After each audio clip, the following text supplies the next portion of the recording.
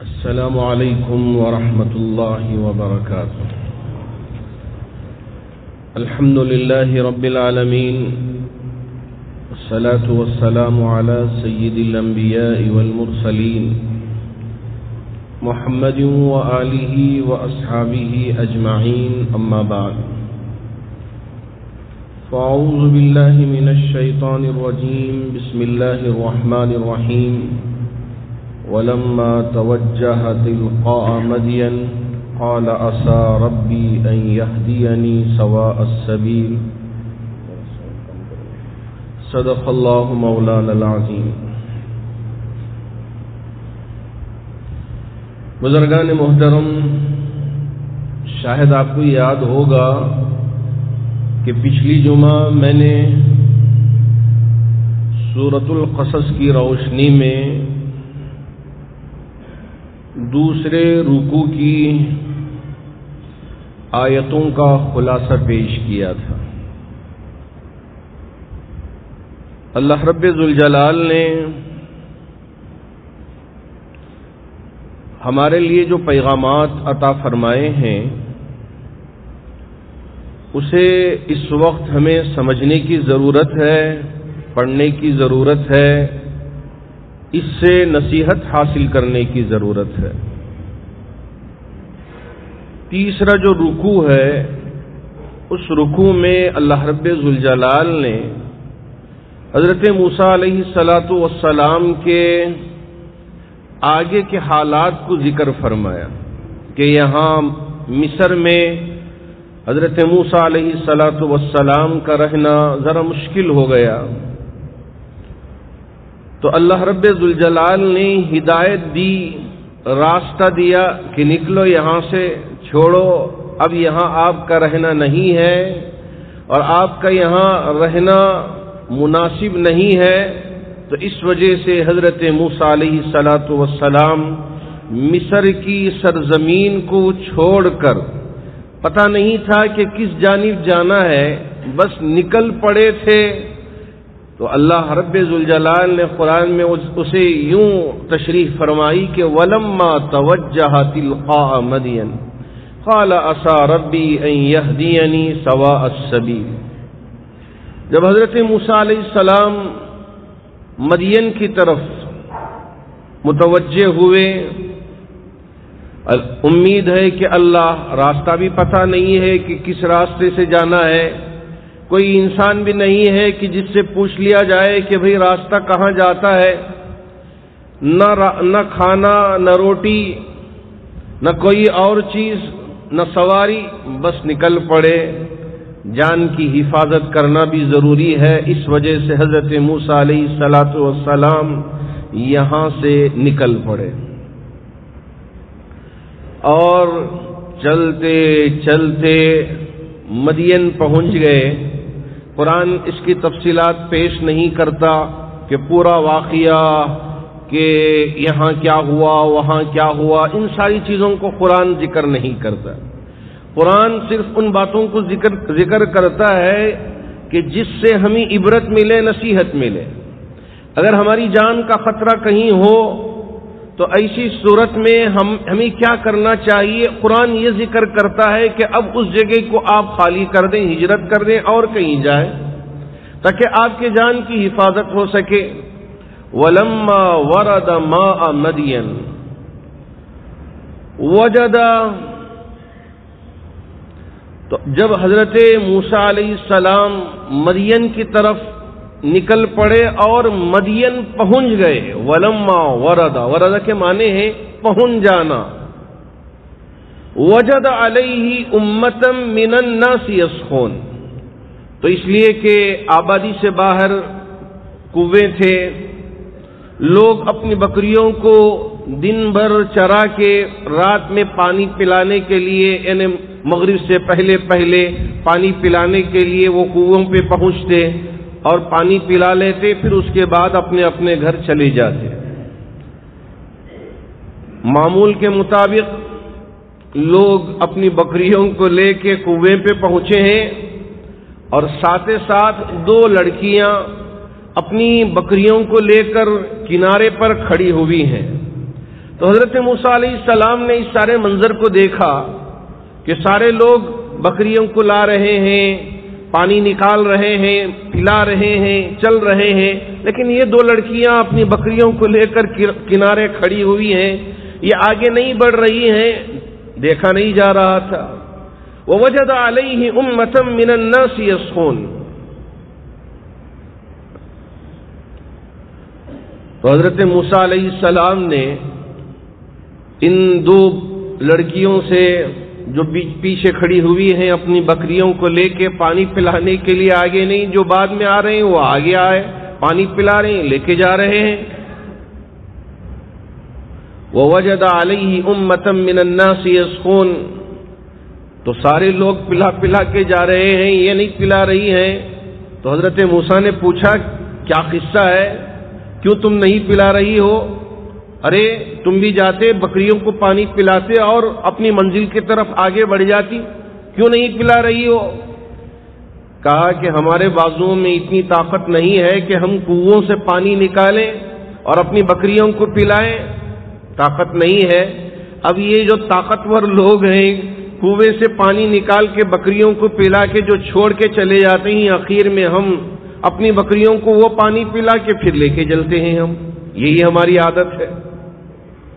حضرت موسیٰ علیہ السلام نے جب ان کی مجبوری کو دیکھا کہ ان میں اتنی طاقت نہیں ہے کہ پانی نکال سکیں، تو حضرت موسیٰ علیہ السلام خود جا کے ان دو بچیوں کے بکریوں کو پانی بھی پلا دیا اور ان سے کہا کہ آپ رخصت ہو جائیں۔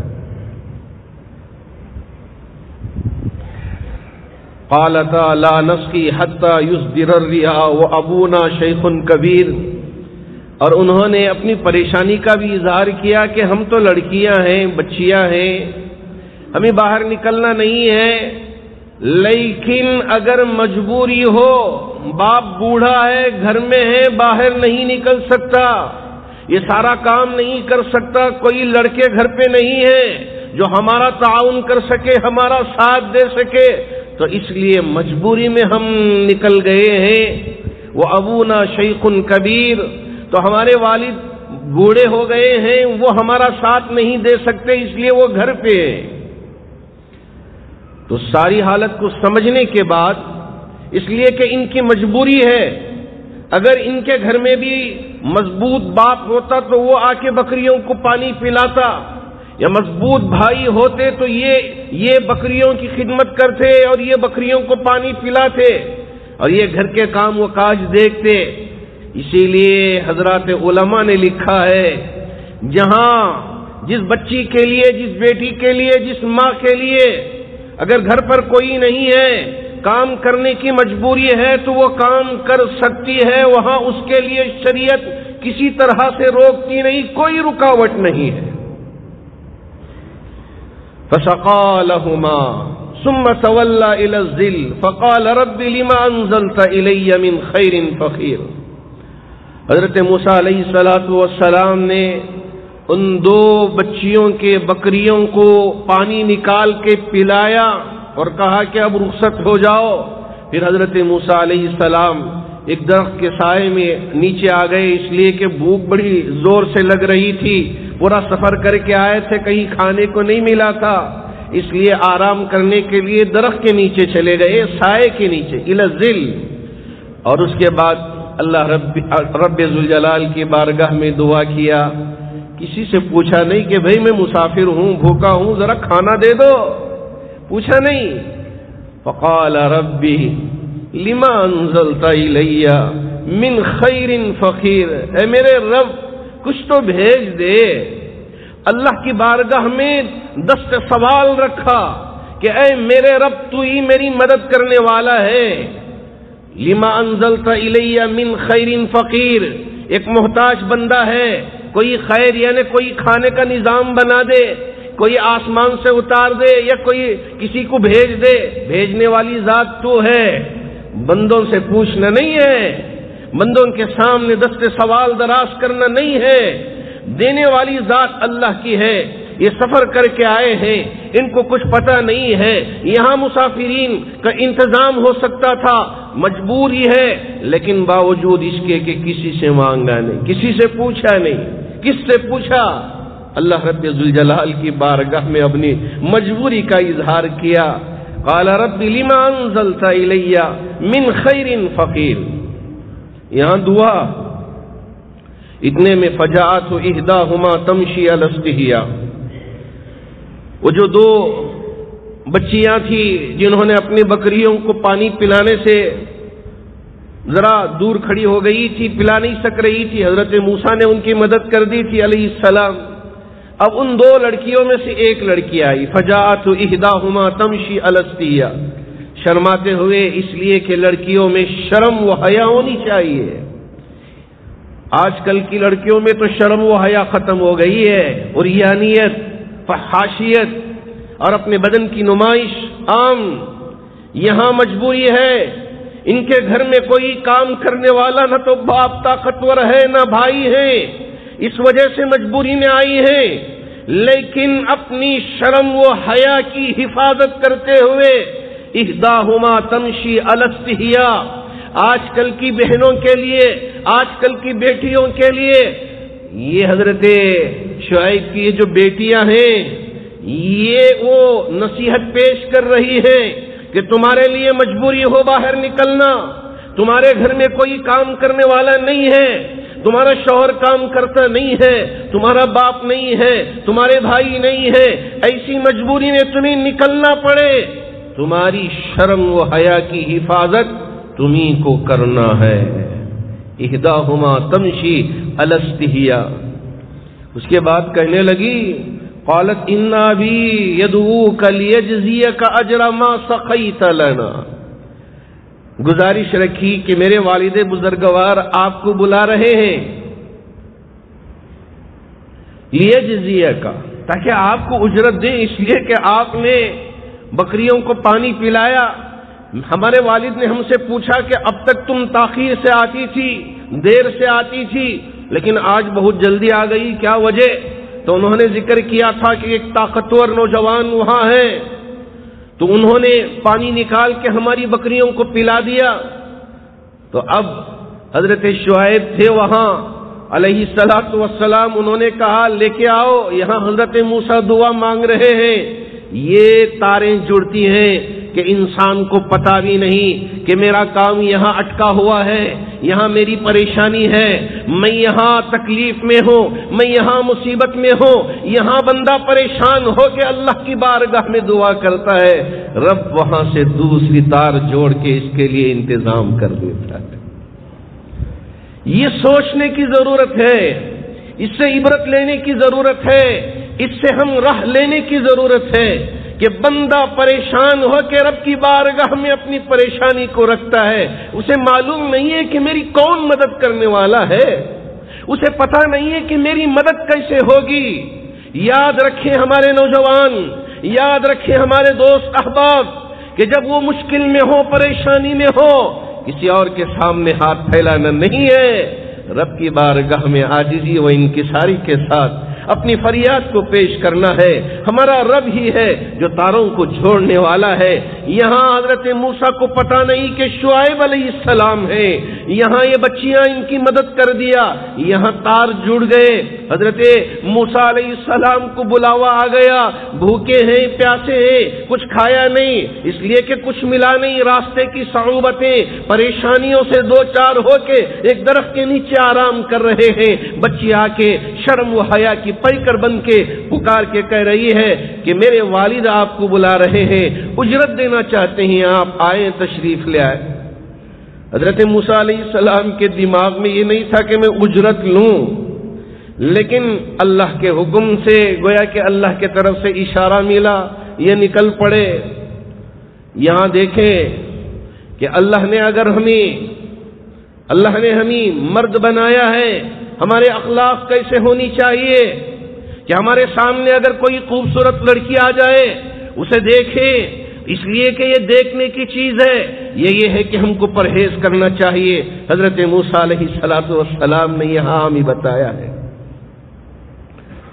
فلما جاءه وقص عليه القصص، حضرت موسیٰ علیہ السلام نے اپنی نگاہوں کو نیچے کر لیا اور یہ کہا اس بچی سے، اس لڑکی سے، دوشیزہ سے کہ آپ میرے پیچھے پیچھے چلے آنا، پیچھے سے راستہ بتا دینا، میں آگے چلتا ہوں۔ مرد آگے چلے گا، عورت پیچھے آئے گی، عورت کی حفاظت ہوگی۔ ہاں، حضرت موسیٰ علیہ السلام نے یہ نہیں کہا کہ آپ آگے آگے جاؤ، میں آپ کی پوری شباہت کو دیکھتا رہوں گا۔ مرد دیکھ لیتے ہیں، اپنی نگاہوں کی حفاظت کرنا ہماری ذمہ داری ہے۔ یہ نہیں کہ یہ ہماری لڑکیاں بے پردہ پھرتی ہیں، اپنے بدن کی نمائش کرتے ہیں، ہم ان کو دیکھیں۔ نہیں، اپنی نگاہوں کی حفاظت کرنا ضروری ہے۔ فلما جاءه وقص عليه القصص قال لا تخف نجوت من القوم الظالمین۔ راستہ بتاتی رہی، حضرت موسیٰ پہنچ گئے حضرت شعیب علیہ السلام کی خدمت میں۔ اس کے بعد ساری تفصیلات روئے داد سنا دیا کہ میں مصر میں تھا، پیدا ہونے سے لے کے کیا کیا ہوا، جیسا کہ آپ نے سنا وہ ساری روئے داد کو حضرت موسیٰ علیہ السلام نے شعیب علیہ السلام کے سامنے ذکر کیا۔ تو حضرت شعیب نے فرمایا قال لا تخف نجوت من القوم الظالمین۔ وہ مصر کی سرزمین ہے، یہ مدین کی سرزمین ہے۔ مصر کا قانون مدین پر چلتا نہیں، اس لیے آپ کو اللہ نے ان ظالموں سے نجات دے دیا، تو ڈرنے کی ضرورت نہیں ہے۔ آپ یہاں محفوظ جگہ میں آ گئے ہیں، اب ڈرنے کی ضرورت نہیں ہے۔ حضرت شعیب علیہ السلام نے حضرت موسیٰ علیہ السلام کے لیے کھانے کا نظام کیا، کہا کہ آپ کھانا کھائیں۔ حضرت موسیٰ علیہ السلام باوجود بھوکے ہونے کے کھانے سے انکار کر دیا۔ حضرت شعیب علیہ السلام تعجب سے کہنے لگے کیا بھوک نہیں ہے؟ کھا چکے ہو؟ کیا ماجرا ہے؟ کہا آپ کی بیٹی نے مجھ سے یہ کہا کہ میرے باپ آپ کو اجرت دینا چاہتے ہیں کہ یہ کھانا کہیں یہ میری اجرت نہ ہو، اس لیے کہ میں مدد کرنے کے مقصد سے، نیت سے ان بچیوں کی مدد کی تھی، اجرت پانے کے لیے نہیں۔ آج کل رشتہ لگاتے ہیں نیک کام، اس پر بھی پیسے، اور جو بھی ہم نیک کام کرتے ہیں سب کے لیے پیسے پیسے پیسے۔ حضرت موسیٰ علیہ السلام نے کہا کہ مجھے اجرت لینا نہیں ہے، میں نے نیکی حاصل کرنے کے مقصد سے ان بچیوں کی مدد کیا تھا، لڑکیوں کی مدد کیا تھا، اس لیے مجھے کھانا کھانا نہیں ہے، بھوک تو لگی ہے لیکن اجرت کے لیے نہیں۔ حضرت شعیب علیہ السلام نے کہا ارے بھائی نوجوان، پریشان ہونے کی ضرورت نہیں ہے، اس لیے کہ یہ اجرت نہیں ہے۔ ہمارے یہاں جو بھی مہمان آتا ہے ہم اس کی مہمان نوازی اسی طرح کرتے ہیں، آپ کوئی خاص نہیں ہے، جو بھی مہمان آتا ہے ہم اس کی مہمان نوازی کرتے ہیں، آپ بھی اسی طرح ہمارے مہمان بن کے آئے، اس لیے کھانا کھائیے۔ کھانا کھا کے فارغ ہوئے تو بچیوں میں سے ایک بچی نے کہا قالت احداہما یا ابت استاجر ان خیر من استاجرت القوی الامین۔ ابا ہمارے یہاں کوئی نوجوان نہیں ہے جو ہماری بکریوں کو چرا سکے اور یہاں جو مردانہ کام ہوتے ہیں وہ کر سکے، اب آپ بھی بوڑھے ہو گئے ہیں، اب آپ سے یہ کام نہیں ہوتا، اور میرے کوئی بھائی بھی نہیں ہے جو یہ کام کر سکے، ہمارے پاس کوئی اور نہیں ہے، آپ انہی کو اجرت پر رکھ لیں، کام پر رکھ لیں تو بہت بہتر ہوگا۔ اس لیے کہ دو باتیں میں نے ان کے اندر دیکھی ہیں، ایک تو یہ ہے کہ مضبوط کنویں پہ بڑا پتھر رکھا ہوا تھا، کئی آدمی مل کے اس پتھر کو ہٹاتے تھے، لیکن اس نوجوان کی بہادری اور ان کی طاقت کو میں نے اپنی آنکھوں سے دیکھ لیا کہ ایک نوجوان ہی اس پتھر کو ہٹا کے بازو رکھ دیا اور ہمیں پانی نکال کے پانی بھی پلا دیا بکریوں کو۔ اور دوسری بات یہ ہے کہ یہ امین ہے، امانت دار ہے، خیانت والا نہیں ہے، اپنی آنکھوں کی بھی حفاظت کیا، امانت دار بن کے رہا۔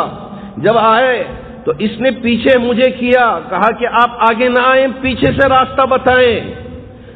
اور میری طرف نگاہ بھی اٹھا کے دیکھا نہیں، نگاہ نیچی رکھ کے ہم سے بات کیا ہے. اس لیے امانت دار ہے. اگر اس کو ہم رکھ لیتے ہیں تو یہ بہت اچھی بات ہوگی. حضرت شعیب علیہ السلام نے کہا دیکھیے آپ یہاں آئے ہیں اور آپ کا پورا حال میں نے سنا، آپ بھی پریشانی میں ہیں اور اس وقت مجھے بھی ضرورت ہے. ہم اور آپ مل کے ایک سودا کر لیتے ہیں. انی اريد ان انکحک احدی ابنتی ہاتین علی ان تأجرنی 8 حجج فإن اتممت 10 فمن عندک وما اريد ان اشق علیک ستجدنی انشاءاللہ من الصالحین. حضرت شعیب علیہ السلام نے ایک پروپوزل رکھا، ایک تقاضا رکھا. انی اريد ان انکحک احدی ابنتی ہاتین، میری یہ 2 بیٹیاں ہیں، ان میں سے ایک کا نکاح میں آپ کے ساتھ کر دیتا ہوں، لیکن شرط یہ ہے کہ مہر میں آپ کو 8 سال میری ان بکریوں کو چرانا ہوگا. پہلے مہر ادا کریں. اگر 10 سال آپ چرا لیتے ہیں تو وہ آپ کی طرف سے 2 سال کا اضافہ ہے، میرے طرف سے شرط نہیں ہے. 8 سال چرانا شرط ہے. 8 سال سے زیادہ 2 سال اگر آپ اور چرا لیتے ہیں تو وہ آپ کے طرف سے اضافہ ہے، گفٹ کے طور پہ ہوگا، تحفے کے طور پہ ہوگا. اگر مہر کے لیے یہ چرانا آپ کو منظور ہو تو میری بیٹی نکاح کے لیے پیش کرنے کے لیے میں تیار ہوں. عام طور سے بیٹی کے نکاح کے لیے ہم دیکھتے ہیں کہ کون سب سے بڑا مالدار ہے، کس کے پاس کاریں ہیں، بنگلہ ہے، بینک بیلنس ہے اور اچھے مالدار گھرانے سے ہے، اس کے لیے اپنی بیٹی کو تلاش کرتے ہیں. حضرت شعیب علیہ السلام نے کہا مجھے یہ دیکھنا نہیں ہے، مجھے تو یہ دیکھنا ہے کہ کون صالح نوجوان ہے، کون امانت دار ہے، کس کے اندر ہے حیا شرم، ہاں خیانت نہیں ہے. ایسے نوجوان کی تلاش پوری ہو گئی. بیٹی نے دیکھ لیا، گواہی دے دیا، آفر پیش کر دیا کہ اب میری بیٹی کو نکاح میں آپ کے دینے کے لیے تیار ہو، لیکن مہر میں 8 سال آپ میری بکریوں کو چرائیں گے. عام طور سے یہاں ہمارے نوجوانوں کے نکاح ہوتے ہیں تو جب ہم ان سے پوچھتے ہیں کہ بھائی مہر کیا ادا کرو گے تو وہ یہ کہتے ہیں کہ حضرت لکھ لیجئے جتنا بھی لکھ لینا ہو، اس لیے کہ مجھے تو دینا نہیں ہے، کہ مہر کون دینا وہی پتہ نہیں ہوتا. ارے شریعت نے، اسلام نے مرد کے لیے مہر رکھا ہے کہ ایک لڑکی اللہ بطور انعام کے آپ کے لیے عطا کر رہا ہے، آپ اس کے ملنے پر، یہ بڑی نعمت کے عطا کرنے پر مہر ادا کیجئے. جب جیسے ہی پتہ چلتا ہے ہمارے ان نوجوانوں کو یہ لڑکی کی طرف سے ملنے والی چیز نہیں ہے، لڑکے کو ادا کرنا ہے، تو اب وہ قرض میں لکھا دیتا ہے کہ نہیں بعد میں دیں گے، اتنا لکھ دیجئے، جتنا کم ہو سکتا ہے اتنا لکھ دیجئے. اے اللہ رحم فرما ہمارے ان بھائیوں پہ، نبی علیہ السلام کی اس امت پر. حضرت آدم سے بھی رب نے پوچھا تھا کہ وہاں جنت میں جب حوا کو آپ نے پیدا کیا اور نکاح کا وقت آ گیا تو حضرت آدم سے پوچھا تھا آدم حوا مل رہی ہے نکاح میں، کیا مہر ادا کرو گے؟ حضرت آدم سوچنے میں رہ گئے. یہاں تو نہ تو دینار ہی پاؤنڈ ہے، نہ تو یہاں ڈالر ہے، یہاں کوئی چیز نہیں، نہ درہم نہ دینار، کیا ادا کروں؟ اللہ رب ذوالجلال نے ہی ان کی رہنمائی فرماتے ہوئے فرمایا اے آدم تمہاری ہی پشت میں آخری وقت میں میرا ایک محبوب نبی دنیا میں تشریف لائے گا، اس پر درود بھیج دیجئے، آپ کا مہر ادا ہو جائے.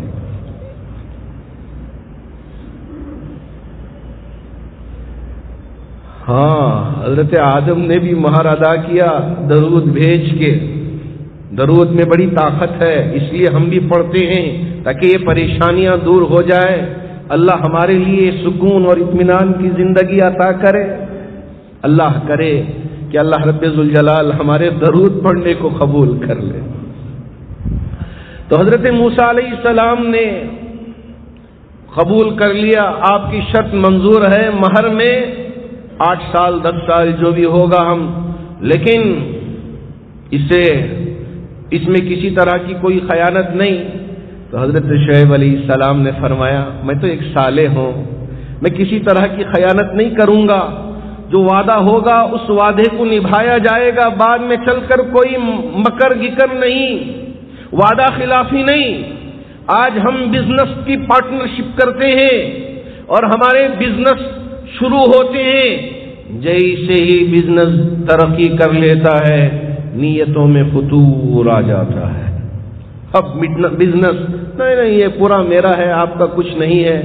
اگر نفع بھی ملتا ہے تو اس نفع کو چھپا کے سامنے والا جو پیسے انویسٹ کرتا ہے اس کو پورا یہاں کی زبان میں 3 نام لگا کے چھوڑ دیتے ہیں کہ بھائی آپ کو کچھ ملنے والا نہیں ہے، اور جو اصل پیسہ ہے وہ بھی ملے گا نہیں، وہ بھی نقصان میں چلا گیا۔ یاد رکھیں جب ہم پارٹنرشپ کرتے ہیں، عہد کرتے ہیں، اس عہد کو ہم کو نبھانا ہوگا۔ ہم کلمہ پڑھنے والے ہیں، ہم نبی کی امت میں سے ہیں۔ آج اسی وجہ سے کوئی کسی کے لیے قرض دینے کے لیے تیار نہیں۔ کیوں؟ اس لیے کہ اگر قرض دوں تو جب قرض واپس لینے کا وقت آئے گا تو لڑائی جھگڑے ہوں گے، سامنے والا قرض واپس کرنے کے لیے تیار نہیں۔ معاملہ ہوا کہ ہم بعد میں پیسے دیں گے، تاریخ لکھی جاتی ہے، جب واپس کرنے کا جب وہ وقت آتا ہے تو بھول جاتے ہیں، اپنے وعدے کو پورا کرنے کے لیے تیار نہیں۔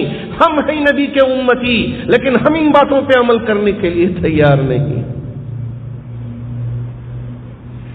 ستجدنی انشاءاللہ من الصالحین، کہ مجھے آپ صالح میں سے پاؤ گے، میں انشاءاللہ کسی طرح کی کوئی خیانت نہیں کروں گا۔ حضرت شعیب نے فرمایا 8 سال آپ نے چرا لیا، میں نے عہد کیا ہے کہ میری بیٹی آپ کے نکاح میں دوں گا تو دوں گا، کسی طرح کی کوئی خیانت نہیں۔ 8 سال کی لمبی مدت ہے۔ اگر ہم تجارت کرتے ہوں، اگر ہم نے عہد کیا ہے آپ سے یا آپس میں پارٹنروں نے عہد کیا ہے، یاد رکھیں کوئی دیکھے نہ دیکھے اللہ دیکھنے والا ہے۔ ہم سوچتے ہیں ارے چلو دھوکہ دے دیں گے، بعد میں دیکھ لیں گے آخرت میں۔ وہاں جب آنکھ کھلے گی آخرت کی، سوائے پچھتاوے کے کچھ اور حاصل نہیں ہوگا۔ قال ذالک بینی و بینک، اب کہا کہ میرے اور آپ کے درمیان میں معاہدہ طے، ایم الاجلین قضیت علیہ، جو بھی مدت پوری ہو جائے، جو کچھ ہم نے معاہدہ کیا ہے اسے ہم ضرور پورا کریں گے۔ قضیت فلا عدوان علیہ، کسی طرح کی اس میں زیادتی نہیں ہوگی، معاہدہ پورا ہوگا۔ تو میں آپ سے یہی کہنا چاہوں گا کہ ہم اللہ کے نبی علیہ الصلاۃ والسلام کی امت میں سے ہیں۔ ہماری زبان سچی ہونی چاہیے، ہمارا کیا ہوا وعدہ پورا ہونا چاہیے، ہمارا عہد یہ پورا ہونا چاہیے۔ اگر ہم صرف نام کے مسلمان ہوں، ہمارا عمل پورا جھوٹا، ہماری زبان جھوٹی، ہمارے اندر دغا بازی، امانت داری نہیں، خیانت نہیں، پھر ہمارے مسلمان ہونے کا کیا فائدہ؟ ہم صرف نماز پڑھتے رہے، ہم تسبیح کرتے رہے، تہجد پڑھتے رہے، لیکن یہاں وعدے میں پورا اوپر نیچے چوپٹ ہمارا پورا وعدہ، تو ہمارے ان نمازوں کا کوئی فائدہ نہیں ہے۔ ہمارا عمل اور ہماری عبادت یہ ملنا چاہیے، ہماری زبان صحیح ہونا ہے اور ہمارا وعدہ پورا ہونا ہے۔ وَأَوْفُوا بِالْعَهْدِ إِنَّ الْعَهْدَ كَانَ مَسْئُولًا، جس کسی سے بھی آپ نے عہد کیا ہے اسے پورا کرو، اس لیے کہ عہد کے بارے میں قیامت کے دن اللہ رب ذوالجلال کی بارگاہ میں پوچھ ہوگی، سوال ہوگا کہ آپ نے پورا کیا نہیں کیا۔ معاشرے میں تبدیلی لانے کی ضرورت ہے۔ اگر ہم آپس میں پارٹنرشپ میں تجارت کرتے ہیں، کوئی دیکھے نہ دیکھے اللہ دیکھ رہا ہے، یہ ڈر لا کے ہم تجارت کریں، اللہ ترقی دے گا۔ ہم سوچتے ہیں کہ ہم نے اسے دھوکہ دے کے ذرا کما لیا ہے، قسم ہے میرے رب ذوالجلال کی یاد رکھیے اللہ ایسی مصیبت لا کے پورا مال ختم کر دے گا، دنیا والے دیکھتے رہیں گے، اور اللہ کی طرف سے ایک ایسی آزمائش آئے گی، شروع میں یہ مال، یہ چمکنے والی کاریں، یہ دکانیں، یہ بلڈنگیں ساری نظر آئیں گی، لیکن یہ سب جیسے ہم سمندر کے کنارے بالوں میں ایک گھر بناتے ہیں، اب ایک سمندر کی کیا لہر آئی، پورا گھر ختم کر کے چلے گئی، اسی طرح اللہ کے طرف سے ایک ایسی مار آئے گی کہ جتنا بھی ہم کمایا ہے اور یہ سمندر کے کنارے گھر بنایا ہے، جیسے وہ ختم ہو جاتا ہے اسی طرح یہ ساری چیزیں ختم اور آخرت بھی برباد ہو جائے گی۔ اللہ کرے کہ اللہ رب ذوالجلال قرآن مجید کی ان آیات جن کے ذریعے ہمیں عبرتیں ملتی ہیں، نصیحتیں ملتی ہیں، اللہ کرے کہ اسے پڑھ کر ہم سمجھے اور اس پر عمل کرنے والے بن جائیں، ہماری زبان سچی ہو جائے، ہمارا کیا ہوا وعدہ پورا ہو جائے۔ اللہ اس کی ہم میں سے ہر ایک کو طاقت و توفیق عطا فرمائے۔ محترم حاضرین گرامی، ماشاءاللہ پچھلی جمعہ ہم نے کیلنڈروں کا اجرا کیا تھا، کئی احباب لے کے گئے ہیں، ابھی بھی کیلنڈر رکھے گئے ہیں۔ میں اس بات کی کھلے طور پہ وضاحت کرنا چاہوں گا، اس سے ملنے والی ایک رقم بھی کسی کی ذات کے لیے خرچ نہیں ہوگی انشاءاللہ۔ میں حلفیہ بیان دینے کے لیے تیار ہوں کہ ایک روپیہ بھی، ایک پائی بھی کسی کی ذات کے لیے نہیں، صرف اور صرف اللہ کے گھر کے لیے، ادارے کے لیے اور یہاں کی ضرورتوں میں اس کی رقم خرچ ہوگی۔ اگر ہم اسے تجارت کے طور پہ کر رہے ہوں تو یہ تجارت مسجد کے اندر کرنا جائز ہی نہیں ہے، جائز ہی نہیں ہے۔ اس لیے میری آپ سے گزارش ہے کہ آپ اسے لے کے جائیں، اپنے دکانوں میں، اپنے مکانوں میں لگائیں، اپنے دوست احباب کو بطور ہدیے کے گفٹ کے طور پہ پیش کریں، تاکہ وہ گھر میں رہنے والی ہماری مائیں ہمارے اس نام کو دیکھ کے کم از کم دعا تو کر دیں کہ اللہ جامع العلوم گروپ آف انسٹیٹیوشنز کو ترقی عطا فرما، یہاں ہماری بیٹیاں آ کے پڑھیں، باحجاب رہ کر اخلاق کے ساتھ، کردار کے ساتھ، عفت کے ساتھ، حیا کے ساتھ، اور ہمارے لڑکے بھی اخلاق کے ساتھ یہاں تعلیم پائیں۔ یا اللہ اس کی توفیق عطا فرما، ان کی دعا لگ جائے، ہو جائے، ہم کامیاب ہو گئے۔ اللہ آپ کے تعاون کو شرف قبولیت عطا فرمائے۔ دوسری بات یہ کہ یہاں قریب میں مجلس ملیہ کی جو عمارت ہے، وہاں لڑکیوں کے لیے بھی، لڑکوں کے لیے بھی، جو بڑی عمر کے ہیں ان کے لیے بھی کمپیوٹر ٹریننگ کا بھی انتظام کیا گیا ہے۔ کیلیگرافی، خطاطی جسے عربی میں لکھا جاتا ہے، مختلف خطوط یہاں بھی لکھے گئے ہیں اطراف و اکناف میں۔ لا الہ الا اللہ ہے، وانفقوا مما رزقناکم یا ایھا الذین آمنوا استعینوا بالصبر والصلاۃ، یہ پوری آیتیں لکھی گئی ہیں۔ یہ کتابت جسے کہا جاتا ہے خطاطی، یہاں سورہ جمعہ لکھا گیا ہے، قریب میں آپ دیکھیں گے سورہ جمعہ، اور باہر سورۃ الرحمن پورا لکھا گیا ہے۔ یہ سورۃ الجمعہ جو ہے مصر کے ایک کاتب نے لکھا ہے، مصر کے ایک کاتب ابراہیم صاحب ان کا نام ہے۔ ابھی کچھ ماہ پہلے ان کے بیٹے مصر سے مجھے فون کر کے دعا کی گزارش کی کہ آپ کی مسجد میں میرے والد نے ایک کتبہ لکھا ہے، آپ ان کے حق میں دعا کر دیں کہ اللہ ان کی مغفرت فرما دے۔ اللہ کرے کہ اللہ رب ذوالجلال یہ جو ہمارے کاتب صاحب یہاں لکھ کے وہ اپنی خبر میں آرام کر رہے ہیں، اللہ ان کی مغفرت بھی فرمائے، ان کے درجات کو بلندی فرمائے۔ ہمارے یہاں کتابت کا بھی انتظام ہے تو آپ اس سے فائدہ اٹھا سکتے ہیں۔ اللہ کرے کہ اللہ رب ذوالجلال جامع مسجد ٹرسٹ کی مجلس ملیہ اسلامیہ کی جو خدمات ہیں اسے شرف قبولیت عطا فرما کر جتنی بھی ہماری اولاد اور جو بھی احباب پریشانیوں میں مبتلا ہیں، اللہ ان کی پریشانیوں کو دور فرمائے، اور جو قرض میں مبتلا ہیں ان کی قرض کی ادائیگی کی شکلیں و صورتیں پیدا فرمائے، اور ہمارے وہ احباب جو بن مٹھیاں ہماری ان چادروں میں ڈال کے جاتے ہیں اس نیت سے کوئی دیکھے نہ دیکھے میرا اللہ دیکھ رہا ہے، اللہ ان کے دینے کو قبول فرما کر اللہ ان کی پریشانیوں کو دور فرمائے، اللہ ان کی مدد فرمائے، اور جتنے مرحومین دنیا سے رخصت ہو چکے ہیں تمام مرحومین کی بھرپور مغفرت فرمائے۔ آمین وآخر دعوانا ان الحمد للہ رب العالمین۔ السلام علیکم ورحمۃ اللہ وبرکاتہ۔ الحمد للہ رب العالمین، والصلاة والسلام علی سید الانبیاء والمرسلین، محمد وآلہ واصحابہ اجمعین، اما بعد، فاعوذ باللہ من الشیطان الرجیم، بسم اللہ الرحمن الرحیم۔ ولما توجه تلقاء مدين قال عسى ربي أن يهديني سواء السبيل، صدق الله مولانا العظيم۔ بزرگان محترم، شاید آپ کو یاد ہوگا کہ پچھلی جمعہ میں نے سورۃ القصص کی روشنی میں دوسرے رکوع کی آیتوں کا خلاصہ پیش کیا تھا۔ اللہ رب ذوالجلال نے ہمارے لیے جو پیغامات عطا فرمائے ہیں اسے اس وقت ہمیں سمجھنے کی ضرورت ہے، پڑھنے کی ضرورت ہے، اس سے نصیحت حاصل کرنے کی ضرورت ہے۔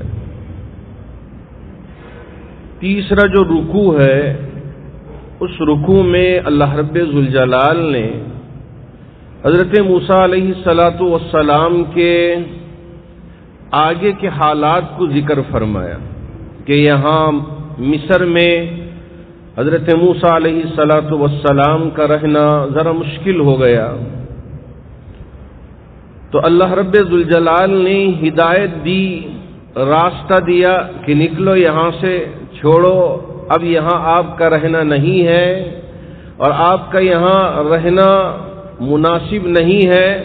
تو اس وجہ سے حضرت موسیٰ علیہ السلام مصر کی سرزمین کو چھوڑ کر، پتہ نہیں تھا کہ کس جانب جانا ہے، بس نکل پڑے تھے۔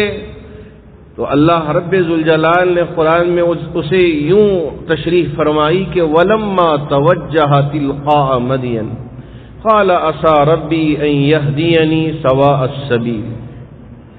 جب حضرت موسیٰ علیہ السلام مدین کی طرف متوجہ ہوئے،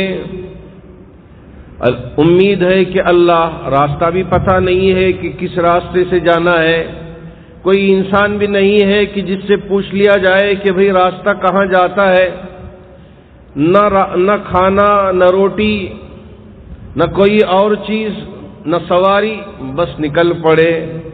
جان کی حفاظت کرنا بھی ضروری ہے، اس وجہ سے حضرت موسیٰ علیہ السلام یہاں سے نکل پڑے اور چلتے چلتے مدین پہنچ گئے۔ قرآن اس کی تفصیلات پیش نہیں کر